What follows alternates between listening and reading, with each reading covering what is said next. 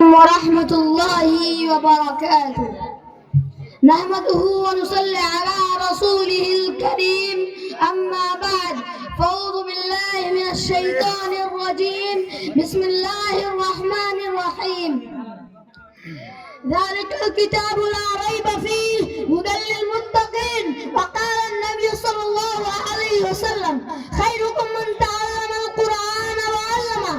الہی رونق اسلام کے سامان پیدا کر، الہی رونق اسلام کے سامان پیدا کر، دلوں میں مومنوں کے الفت قرآن پیدا کر۔ صدر محترم، حکم صاحبان اور دور دراز سے تشریف لائے ہوئے مہمانان اعظام، آج کے اس پروگرام میں میری تقریر کا عنوان ہے فضیلت قرآن۔ محترم سامعین، ہمیں چہتے سورج کی یقین ہے کہ قرآن کا ایک ایک لفظ سچا اور صادق ہے، جس کا متعلق اللہ تعالیٰ نے سورہ بقرہ آیت نمبر 2 میں ارشاد فرمایا کہ تم میں سے بہتر ذالک الکتاب لا ریب فیہ ھدی للمتقین۔ قرآن وہ کتاب ہے جس کی صادق اور برحق ہونے میں کوئی شک و شبہ نہیں، اور جس کے بارے میں محمد عربی صلی اللہ علیہ وسلم نے ارشاد فرمایا کہ تم میں سے بہتر وہ شخص ہے جو خود قرآن کو سیکھے اور دوسروں کو سکھائے۔ یہ وہ قرآن ہے رہتی دنیا تک کے انسانوں کے لیے سراپا ہدایت اور رحمت ہے۔ یہ وہ قرآن ہے جو سچائی اور امانتداری کا درس دیتا ہے۔ یہ وہ قرآن ہے جس کا بدولت عمر فاروق رضی اللہ عنہ کو ایمان نصیب ہوا۔ یہ وہ قرآن ہے جس کے نظیر پیش کرنے سے ساری دنیا عاجز و قاصر رہی۔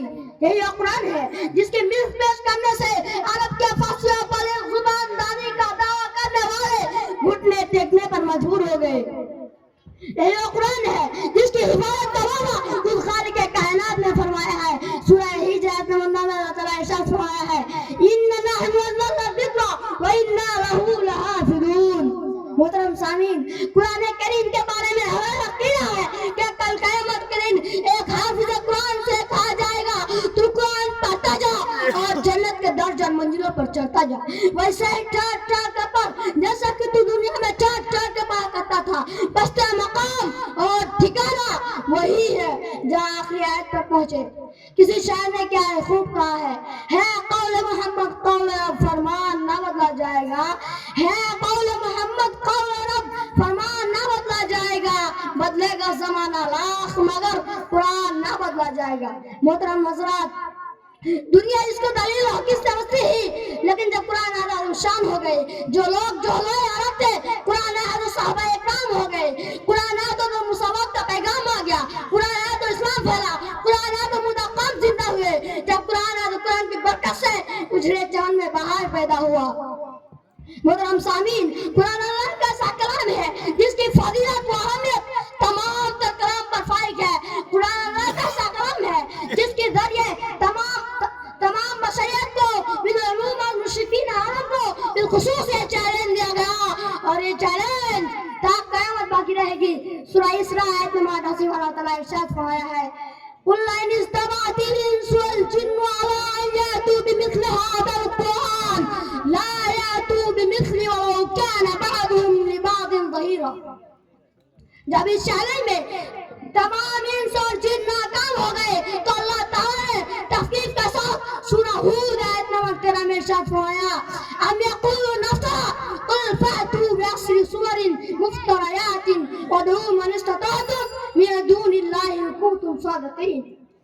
محترم سامعین، اگر ہم ماضی کی طرح حال و مستقبل کو کامیاب بنانا چاہتے ہیں تو ہمیں قرآن پاک سے اتارنا ہوگا، اسے سینے سے لگا ہوگا، اور ہم چاہتے ہیں کہ دنیا کے ساتھ ساتھ ہمارے آخرت بھی سور جائے تو اس کے تعلیمات پر عمل کرنا ہوگا۔ آج ہم نے اپنے بچوں کو دو پیسے کی لالچ میں دین سے دور رکھا اور ہماری نظر اخروی نعمتوں کے بجائے دنیاوی ڈگریوں پر رہی، تو یاد رکھیں اللہ کے ہاں جواب دینا ہوگا۔ آخر میں اللہ تعالیٰ سے دعا ہے کہ ہم تمام مسلمان اور ہم سب کو قرآن پاک کی دولت سے مالا مال فرمائے، اور ہم تمام مسلمانوں کو قرآن سیکھنے، سکھانے اور اس پر عمل کرنے کی توفیق دے۔ آمین۔